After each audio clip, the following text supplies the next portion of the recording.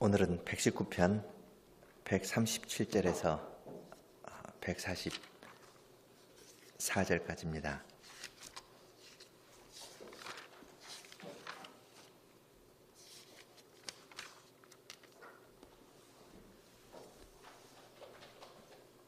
(137절입니다) 여호와여, 주는 의로우시고 주의 판단은 정직하시니이다. 주의 명하신 증거는 의롭고 지극히 성실하도소이다. 내 대적이 주의 말씀을 잊어버렸으므로 내 열성이 나를 소멸하였나이다. 주의 말씀이 심히 정밀하므로 주의 종이 이를 사랑하나이다. 내가 미천하여 멸시를 당하나 주의 법도를 잊지 아니하였나이다. 주의 의는 영원한 의요 주의 법은 진리로소이다. 환난과 우환이 내게 미쳤으나 주의 계명은 나의 즐거움이니이다. 주의 증거는 영원히 의로우시니 나로 깨닫게 하사 살게 하소서.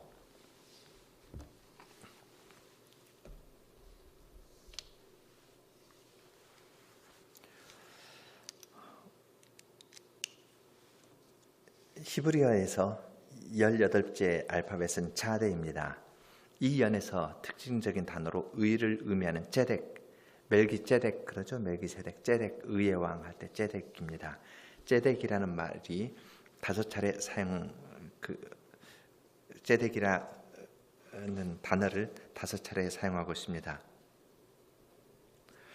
주님께서 의로우신 분이고 의로운 율법을 통하여 그 의로우심을 나타내신다는 것이 이 연의 주제가 됩니다. 여호와와 그 말씀의 의로움을 더 풍요롭게 나타내려고 진실함도 2차례 말하고 옳은 것, 순수함도과 같은 비슷한 단어를 사용합니다. 이렇게 하여서 여호와와 그분의 말씀의 의로움을 폭넓게 이야기합니다. 시인은 이 주제를 추상적인 명제로 제시하는 것이 아니라 시인의 삶과 관계하여 제시합니다. 처음 2절은 주님의 말씀이 의롭다는 사실을 찬송하고 나머지 6절에서는 시인의 상황과 말씀에 대한 고백이 교차적으로 나옵니다. 예를 들어서 139절에서 원수들이 말씀을 읽고 시인을 어렵게 하지만 140절에서 주님의 말씀은 정련되어 지극히 순수하다고 말합니다. 또 사람입니다. 주님의 말씀을 잊지 않는 시인은 멸시를 당하지만 141절 주님의 공의는 의롭고 주님의 계명은 진실합니다. 이 142절입니다. 하나씩 빌렸네요. 그 다음에 시인은 공경과 역경을 겪지만 143절 주님의 증거는 영원히 의롭다고 이야기합니다. 약간 겹치긴 하지만 대체로 시인의 경험, 하나님의 의로운 말씀, 경험, 의로운 말씀 이런 식의 구조로 되어 있습니다. 처음 2절은 원칙을 선언하고 개인과 말씀 대체로 겹치지만요. 대체로 좀 그런 식으로 이 시루떡처럼 이렇게 되어 있습니다.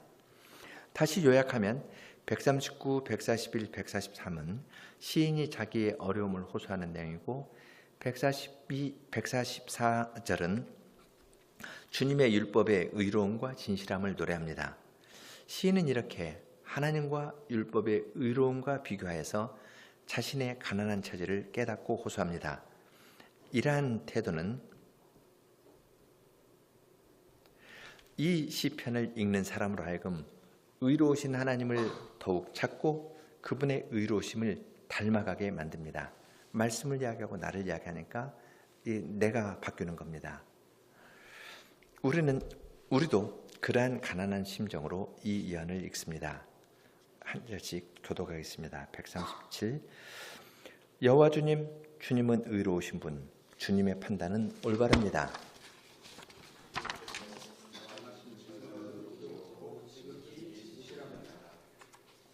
시인은 주님의 말씀이 의롭다고 하기 전에 주님께서 의로우신 분이고 주님의 판단이 올바르다고 고백합니다. 시인은 여호와의 말씀에만 집중하는 것이 아니라 말씀하시는 여호와 하나님께 주의를 기울입니다. 주님의 말씀을 이야기한다고 하면서도 말씀과 함께 우리를 찾아오신 주님을 무시하고 주님의 말씀에 대한 자기의 생각만을 이야기하기가 쉽습니다. 하나님의 말씀을 신학의 원천으로 사용한 경우가 됩니다. 주님의 말씀을 그렇게 사용하면 주님의 이름을 바르게 사용한 것이 아닙니다. 생명의 말씀을 사용하여 구원을 베푸시는 하나님을 무시하였기 때문에 구원의 역사가, 구원의 일이 일어나지 않습니다. 그런데 시인은 주님께서 의롭기 때문에 주님의 판단도 올바르고 주님의 증거도 의롭고 진실하다고 고백합니다.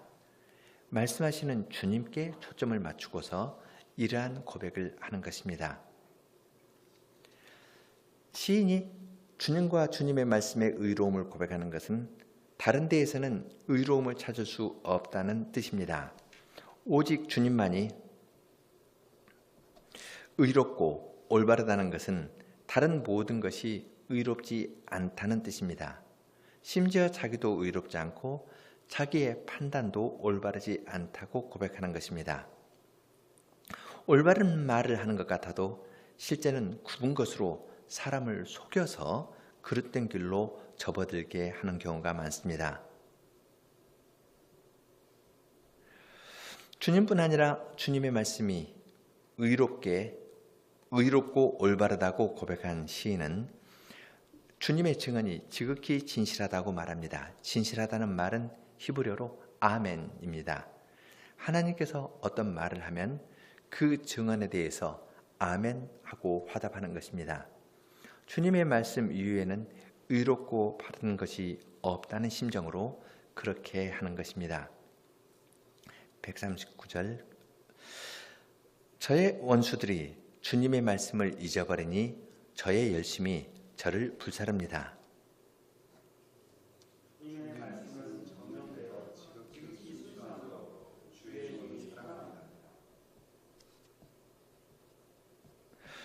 시인은 자기 원수의 특징으로 주님의 말씀을 잊어버리는 것을 듭니다. 일반적으로 자기의 원수는 자기에게 개인적으로 해를 끼친 사람입니다. 그래서 그러한 사람이 자기에게 행한 잘못이나 해악이 떠오르고 그러한 것을 시정하려고 합니다. 그런데 시인은 자기 원수의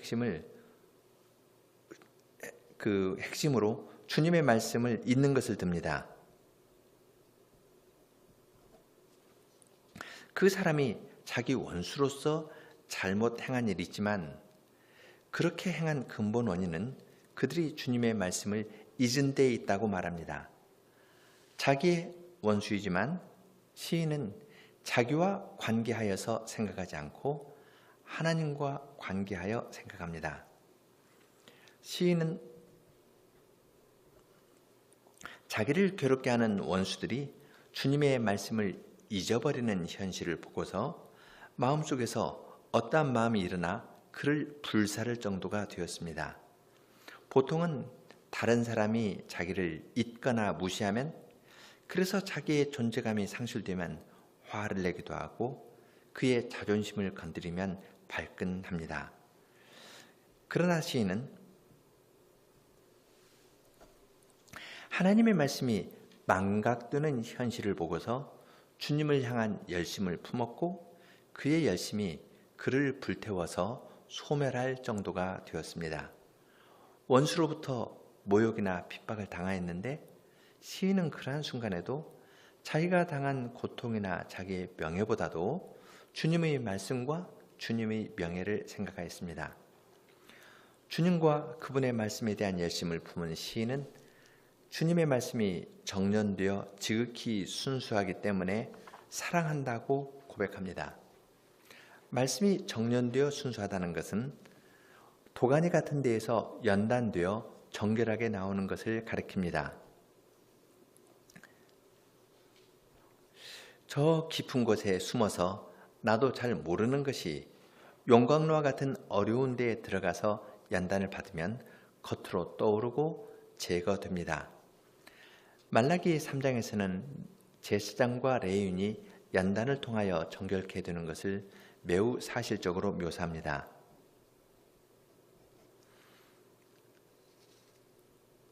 말라기 3장 2절 3절인데요. 그의 임하는 날을 누가 능히 당하며 그의 나타나는 때에 누가 능히 서리요? 그는 금을 연단하는 자의 불과 표백하는 자의 잿물과 같을 것이라.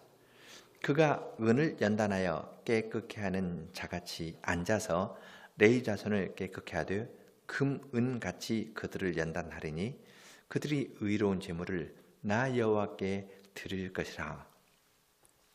표백하는 제물로 깨끗이 씻는 것처럼 은과 금을 용광로에 넣어 불순물을 제거하고 정결케 하실 것을 약속합니다. 레위인과 제사장을 그러한 과정을 통하여 정결케 한 후에 하나님께 제사를 드릴 자로 세우시겠다고 말씀하십니다. 시편 66편에서는 시인이 겪는 고난을 은을 연단하는 과정으로 묘사합니다.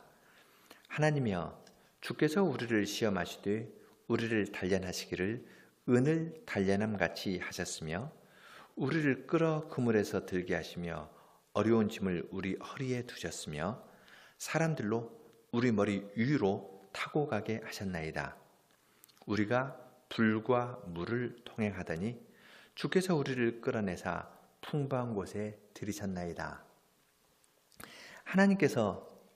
하나님께서는 시인을 짊어지기 힘든 짐을 허리에 두고 사람들이 그의 위를 머리를 밟고 지나가는 과정을 겪도록 하시는데, 그러한 연단의 과정을 거친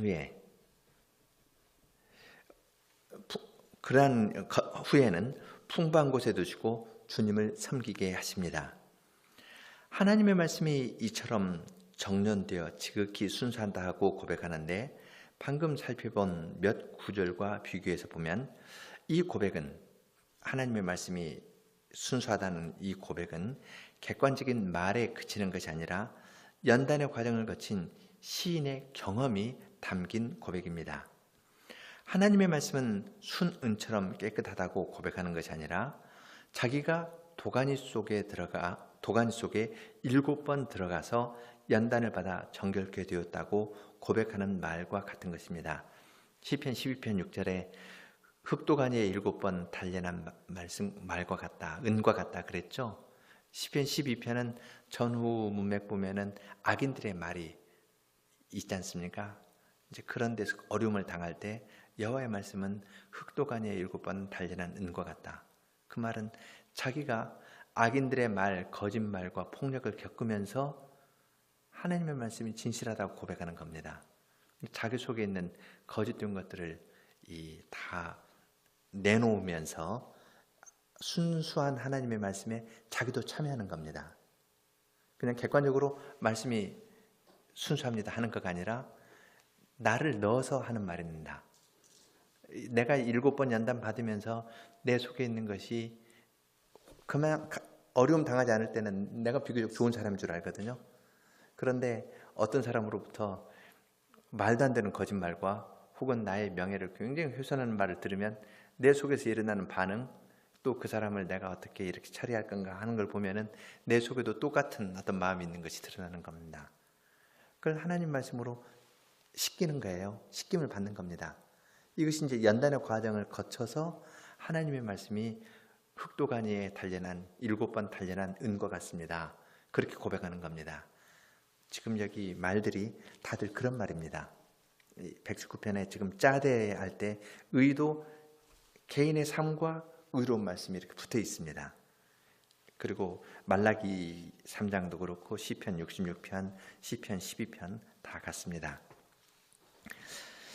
하나님의 말씀이 정련된 말씀이라고 고백하는 것은 나의 속에 담긴 부정하고 더러운 것이 연단을 통하여 제거되었다고 하면서 주님의 말씀이 정결하다고 그 말을 다시, 하나님의 말씀이 정련된 말씀 딱 고백하는 것, 객관적으로 고백하는 것과 나의 속에 담긴 부정하고 더러운 것이 연단을 통하여 제거되었다고 하면서 주님의 말씀이 정결하다고 고백하는 것은 차원이 다릅니다. 하나님을 위한 열심이 자기를 살을 정도가 된 시인은 연단의 과정을 즐겁게 받으려고 하면서 정련되어 지극히 순수한 말씀을 사랑한다고 합니다. 정련되는 과정은 쉽지 않습니다.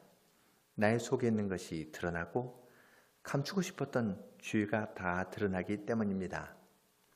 그렇지만 그 과정에서 주님의 계명을 깨닫게 되기 때문에 그렇게 정돈된 말씀을 그는 사랑한다고 고백합니다. 자기가 깨어지고 녹아지는 고통의 시기를 지나야 하지만 그는 욥과 같이 나의 달려갈 길을 오직 그가 아시나니 그가 나를 연단한 후에는 내가 정금같이 나오리라. 욥기 23장 10절의 말씀처럼 고백합니다. 그 다음 9절 같이 또 읽어보죠. 141절 나는 하찮아서 멸시를 당하나 주님의 율례를 잊지 아니합니다.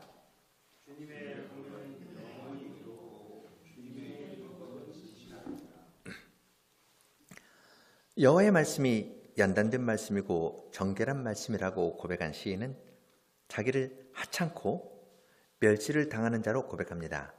하찮다고 번역한 말은 어리다는 의미입니다. 세상 사람처럼 자기를 높은 데에 두지 않고 자기를 어린아이의 자리에 둡니다. 이것은 연단된 말씀과 연결됩니다. 연단된 말씀과 연결됩니다. 어떤 점에 쓰냐면 어리고 멸시를 당하는 과정에서 연단을 받는 것입니다. 그러한 과정을 지날 때 그는 자기를 높은 위치에 두지 않고 하찮은 존재로 생각하고 주님의 말씀에 마음을 기울입니다. 왜냐하면 그런 어려움 당할 때는 하찮다 그러죠. 그리고 이것이 이제 143절에서는 공경과 역경이라는 말로 이어집니다. 그래서 자기를 낮추어 놓고 보는 겁니다. 공경과 역경을 지날 때에도 시인은 주님의 율례를 잊지 않습니다. 이것은 시인의 원수와 대조가 됩니다. 시인의 원수들은 주님의 말씀을 잊었지만 139절이죠. 고난 중에 있는 시인은 주님의 율례를 잊지 않습니다. 141절입니다. 시인은 평안할 때 주님의 말씀을 잊지 않은 것이 아니라 하찮아서 멸시를 받는 그 연단의 과정에서 주님의 말씀을 잊지 않습니다. 그리고 142절에서 시인은 다시 여호와의 율법을 찬송합니다. 주님의 공의는 영원히 의롭고 주님의 율법은 진실하다고 고백합니다. 여호와를 의로우신 분이라고 고백한 시인은 여호와의 판단이 영원히 의롭다고 찬송합니다. 연단의 과정을 지나는 그가 자기가 당하는 어려움이 주님의 말씀 때문이라고 하는데 그 말씀이 의롭다고 합니다. 시인은 하나님의 말씀에서 하나님의 의를 봅니다. 그리고 그 의로움이 영원하다고 노래합니다. 하나님의 의가 영원하다는 말은 사람의 의를 조금이라도 내세울 수 없다는 말입니다. 하나님의 말씀을 가르치는 사람이라 하더라도 말씀을 잘 해명하고 가르치는 일을 자기의 의로 내세우기가 쉽습니다.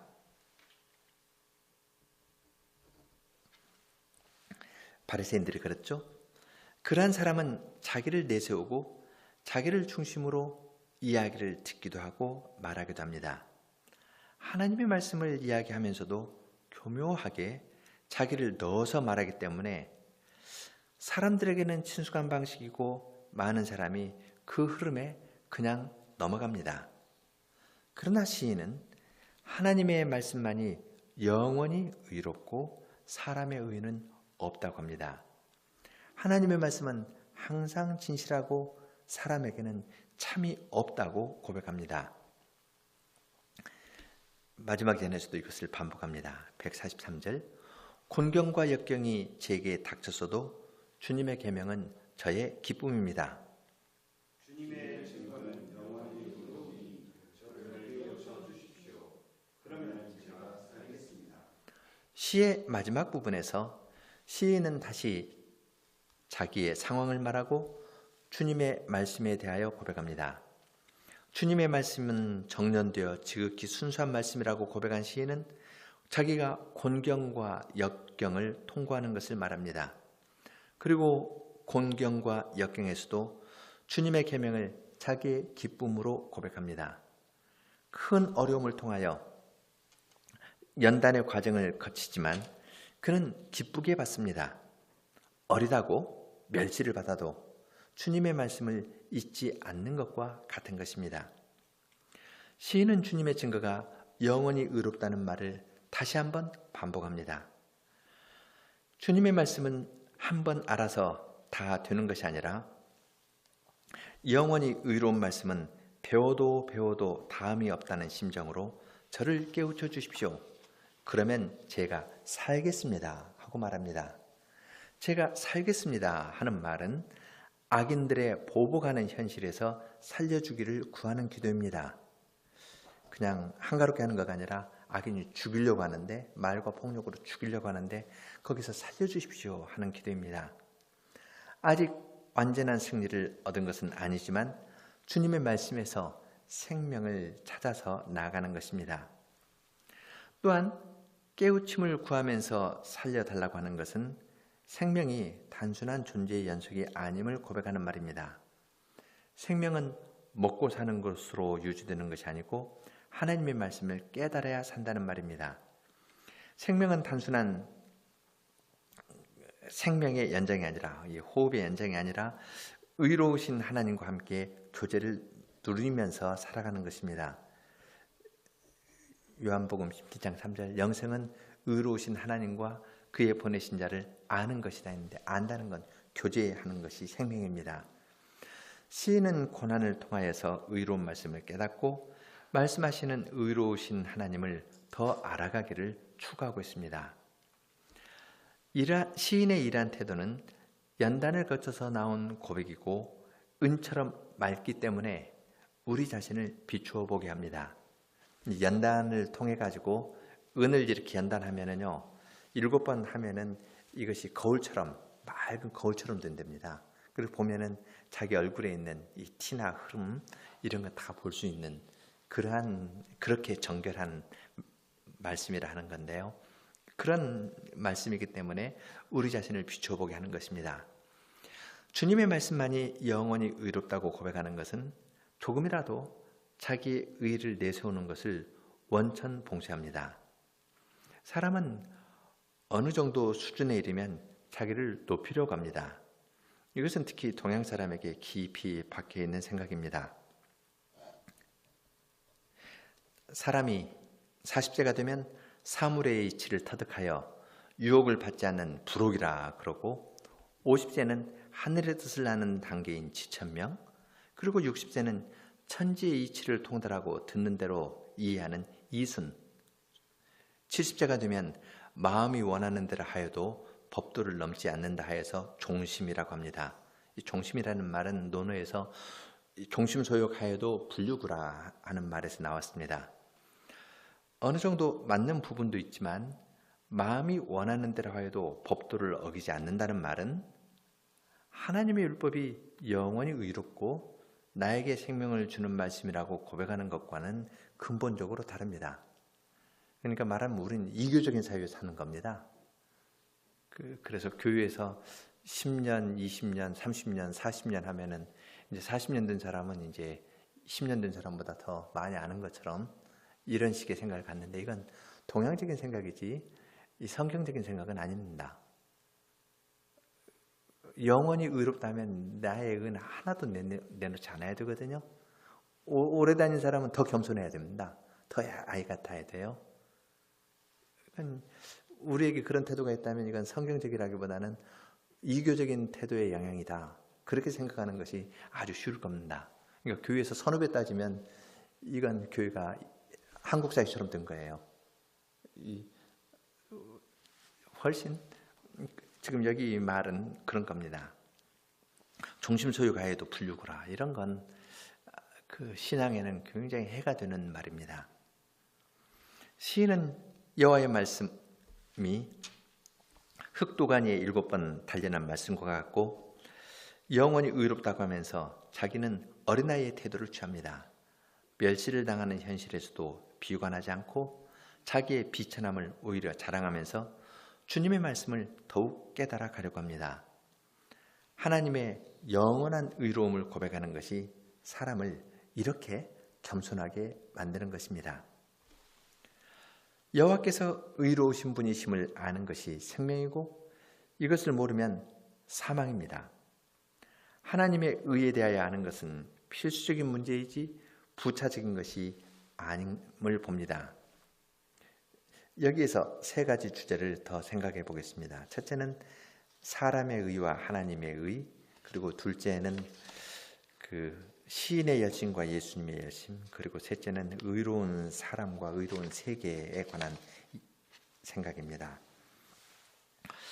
첫째, 사람의 의와 하나님의 의입니다. 시인은 하나님께서 의롭고 하나님의 율법이 영원히 의롭다고 했습니다.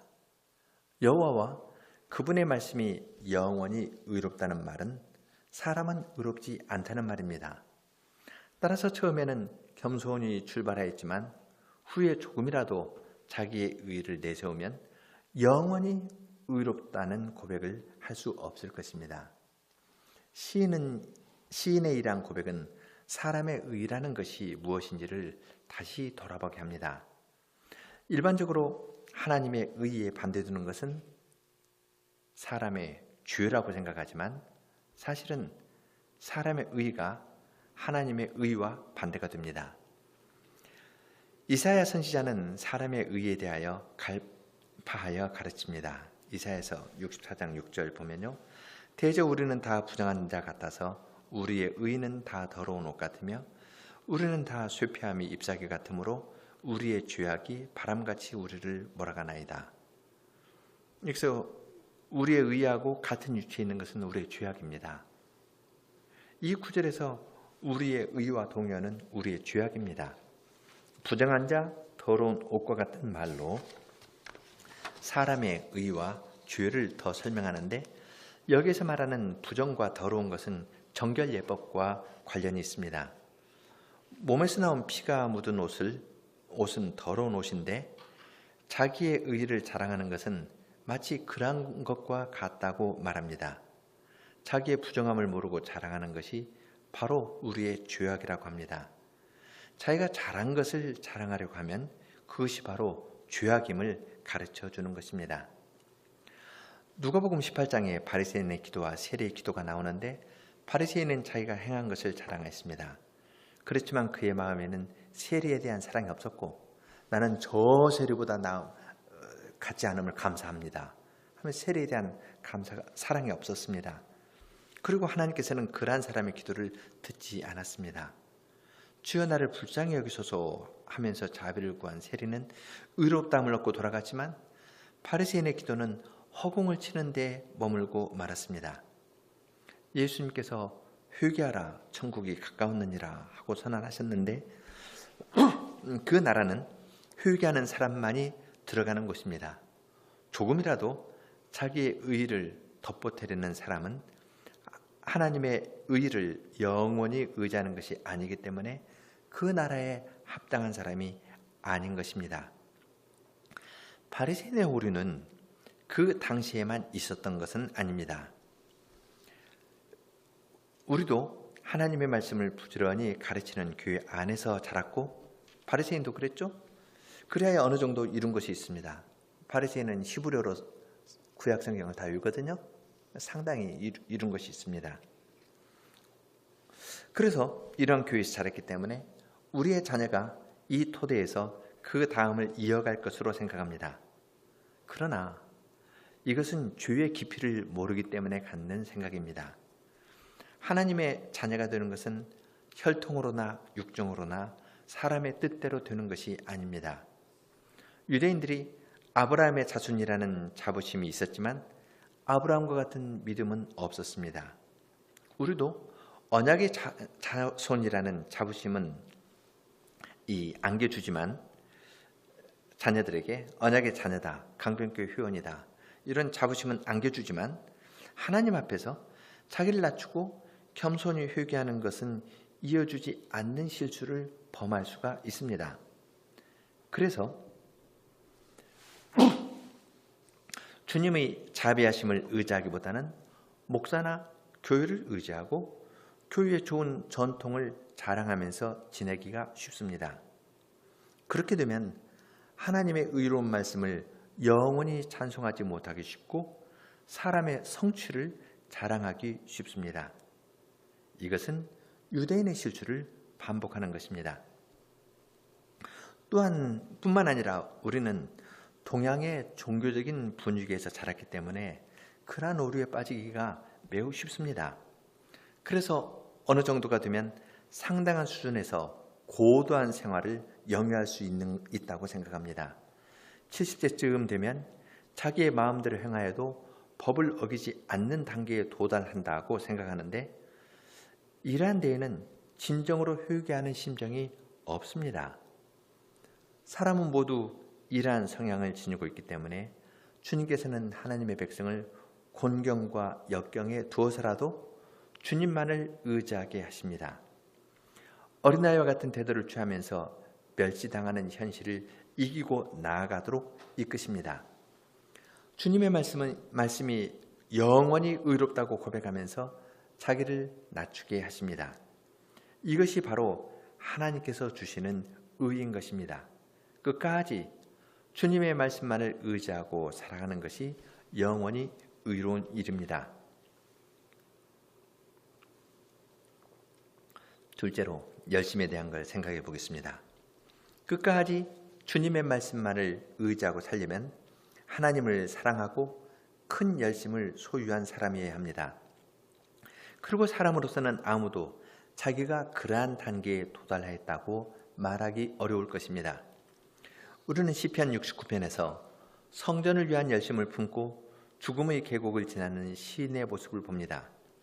69편의 시인은 주의 집을 위하는 열성이 나를 삼키고 주를 회방하는 회방이 내게 미쳤나이다 하고 고백하였습니다. 그는 성전을 위한 열심을 품고 하나님께서 기뻐하시는 제사, 곧 상한 심령으로 드리는 제사를 드렸습니다. 굵은 베옷을 입고 휴가하며 나아갔지만 다른 사람들이 그를 조롱하였습니다. 그들의 조롱이 큰 물처럼 그의 영혼을 휩쓸고 지나갔지만 그는 끝까지 주님만을 의지하면서 그 길을 걸어갔습니다. 사도 요한은 성전을 위한 예수님의 열심을 이야기합니다. 요한복음 2장에서 성전을 정결케 하신 일이 시편 69편 9절의 말씀이 성취된 것이라고 합니다. 예수님께서는 성전을 정결케 하시면서 성전된 자기 육체를 가리키셨습니다. 그리고 너희가 이 성전을 헐라 내가 사흘 동안에 일으키리라 하고 말씀하셨습니다. 주님께서는 성전을 위한 열심을 품고서 조롱을 받으면서 십자가의 길로 가셨습니다. 십자가에서 조롱을 받으면서도 침묵하셨고 하나님의 말씀을 기억하고 시편의 말씀으로 기도하면서 십자가의 고통을 이기셨습니다. 예수님께서는 십자가의 고난을 통하여 하나님의 참된 의를 얻으셨습니다. 부활로 예수님의 의가 확정된 것입니다. 그리고 아드님을 의롭다 하시는 데에서 하나님의 의가 나타났습니다. 로마서 3장 26절입니다. 예수님께서 성전을 위한 열심을 품고 죽기까지 순종하신 것은 주님의 말씀을 잊어버린 세대에서 주님을 위한 열심을 품고 그 열심이 자기를 불사르게 할 정도로 살아간 시인의 모습을 완전하게 보여줍니다. 우리는 그리스도 안에서 이 시편을 읽습니다. 그러면 우리 안에도 시인이 노래한 열심이 조용히 일어납니다. 다른 사람이 나를 서운하게 한 것은 작게 보이고 예수님께서 행하신 의만이 크게 보입니다. 예수님을 바르게 바라보지 못하면 다른 사람의 잘못이 크게 보이고 자기의 상대적인 의가 드러나게 됩니다. 그러나 우리의 의는 바로 우리의 죄악이고 자기의 성취를 자랑하는 것은 예수님의 열심을 품지 않은 증거가 됩니다. 나 자신을 살펴서 그러한 마음이 조금이라도 있는지를 살펴야 합니다. 비록 현재의 고통으로 말미암아 눈물을 흘리지만 그 눈물에는 미래의 기쁨에 대한 소망이 섞여 있기 때문에 우리도 주님을 향한 열심을 품고 살아갈 수 있습니다. 셋째로 의로운 사람과 의로운 세상에 대한 것입니다. 하나님의 말씀이 영원히 의롭다고 노래하고 주님을 향한 열심을 품고 이 시편을 부르는 사람은 점차 의롭게 됩니다. 의로운 하나님과 그분의 의로운 말씀을 노래하면 그 말씀을 따라서 의롭게 변해갑니다. 이 세상에서 여러 가지 어려움을 당하지만 그 연단의 과정을 지나면서 더 정결하게 되기 때문에 이러한 노래를 하는 사람도 의롭고 진실하고 순수하게 됩니다. 우리는 이 세상에 살면서 연단을 받고 주님의 말씀에서 의로움과 정결함을 더 배워갑니다. 이것이 이 세상에서 살아가는 우리의 삶이고 성도의 비밀입니다. 다른 사람은 모릅니다. 하나님의 백성만이 알 수 있는 믿음의 비밀입니다. 그리스도의 이 비밀을 모르는 사람은 항상 자기가 행한 것을 말하게 되어 있습니다. 자기가 잘한 것을 이야기하지만 그것이 하나님 앞에서 부정한 것임을 모르고 교묘하게 자기 자랑을 합니다. 교묘하게 사람을 관리하여 자기를 따르는 사람을 만들고 자기는 침묵하지만 그러한 사람의 입을 통하여 자기를 높이게 만듭니다. 그러한 모습은 사람도 쉽게 아는데 하물며 하늘에 계신 의로우신 하나님께서는 얼마나 더 분명히 아시겠습니까? 그렇지만 자기의 의로운 행위를 자랑하는 것이 아니라 주님의 말씀만이 영원히 의롭다고 하면서 연단의 과정을 잘 거치는 사람은 맑고 정결하게 나타날 것입니다. 이 세상에 살아갈 때 그러한 믿음의 비밀을 간직하고 살아간 사람에게는 주님께서 의의 면류관을 씌워주실 것입니다.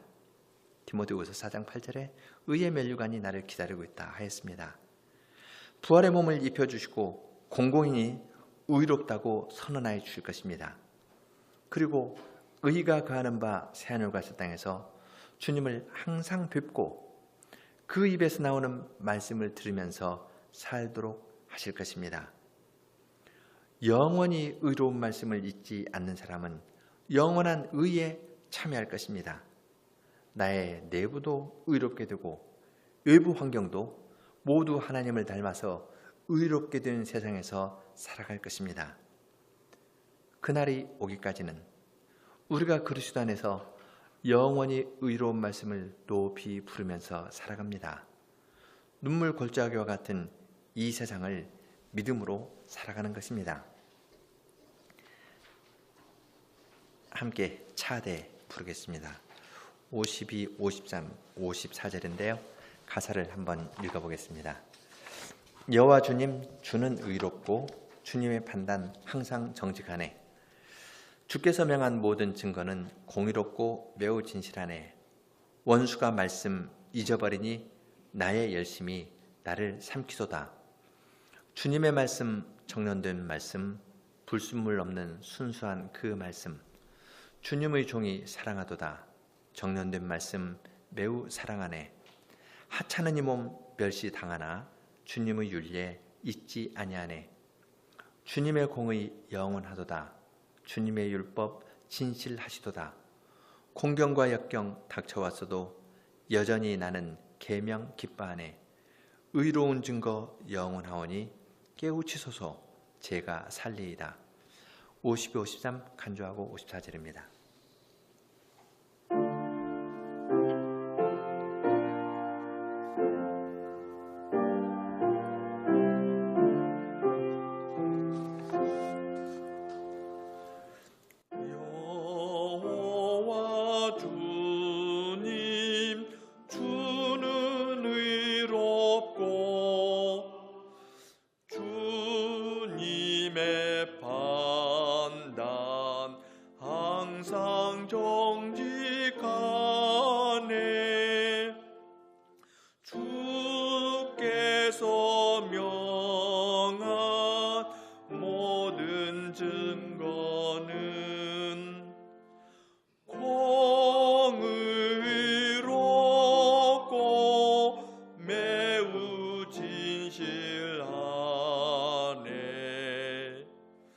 원수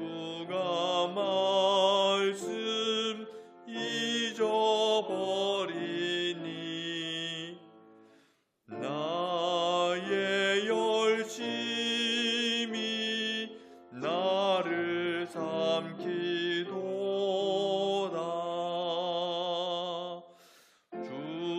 주님의 말씀, 정령된 말씀, 불순물 없는 순수한 그 말씀,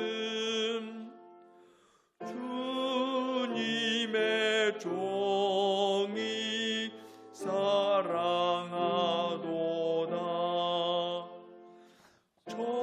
정령된 말씀 매우 기랑하네.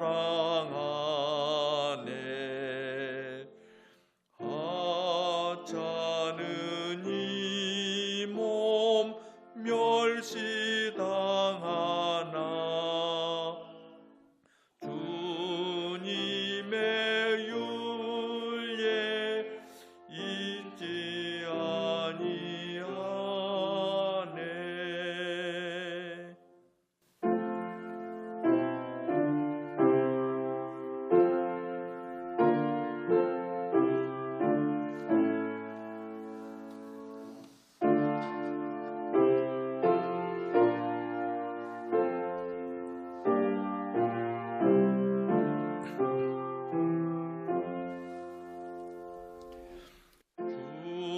주님의 공의 영원하도다.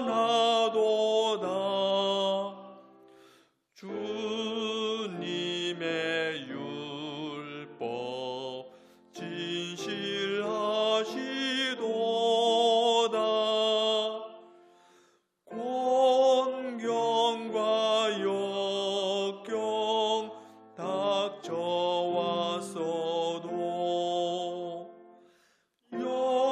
여전히 나는 계명 기뻐하네.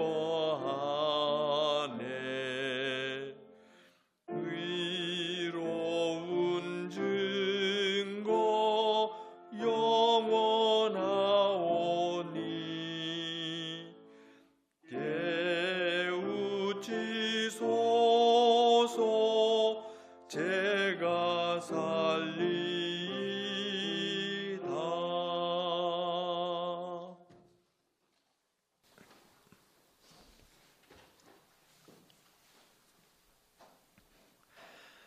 거룩하신 주님, 주님께서는 참으로 의로우실 뿐만 아니라 사랑이 많고 지혜가 많으셔서 주의 백성들로 하여금 곤경과 역경을 지나면서 그러한 단련의 과정을 지나면서 흑도가니에 7번 단련하는 것처럼 어려운 과정을 지나도록 하여 저희 속에 의가 없음을 드러내시고 저희 속에 있는 죄와 불의와 부족한 것들을 다 드러내시고 씻겨주시면서 주님의 말씀은 의로운 말씀이라는 것을 고백하면서 나오게 하십니다. 주님의 말씀을 신학의 원천으로 삼아서 객관적으로 잘 설명하고 많은 것에 그치는 것이 아니라 주님의 말씀을 공부하면 공부할수록 자신이 하찮은 사람이고 아이와 같은 사람이고 이러한 어려운 가운데 들어가는 것이 주님의 의로운 말씀을 배우는데 필수적인 과정이라 고백하면서 겸손한 상태로 주님의 말씀을 몸으로 배워나가도록 하시오니 참으로 주님의 사랑과 주님의 지혜는 또한 주님의 능력은 저희의 생각을 넘어서는 것입니다. 짧은 시편의 말씀으로 8절의 시편의 말씀으로 저희들에게 이러한 도리를 손으로 잡을 수 있고 몸으로 느낄 수 있게 가르쳐 주시니 주님께 감사를 드립니다.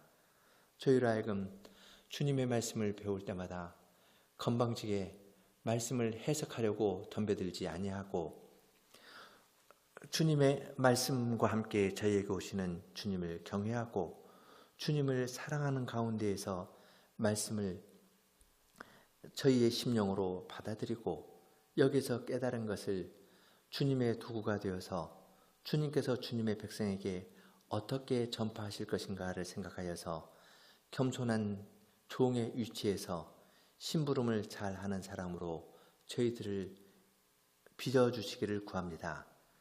참으로 저희들이 무지할 뿐만 아니라 완고하오니 저희의 완고한 것을 주님의 말씀으로 꺾으시고 사람의 말이 드러나는 것이 아니라 주님의 능력 있는 말씀만이 드러나도록 저희들을 다 주장하여 주시기를 구합니다.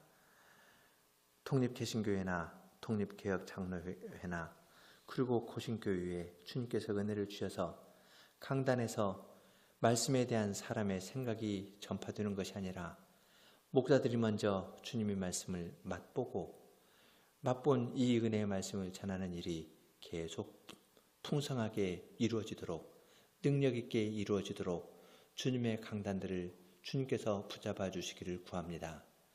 예수님 이름으로 기도드립니다. 아멘.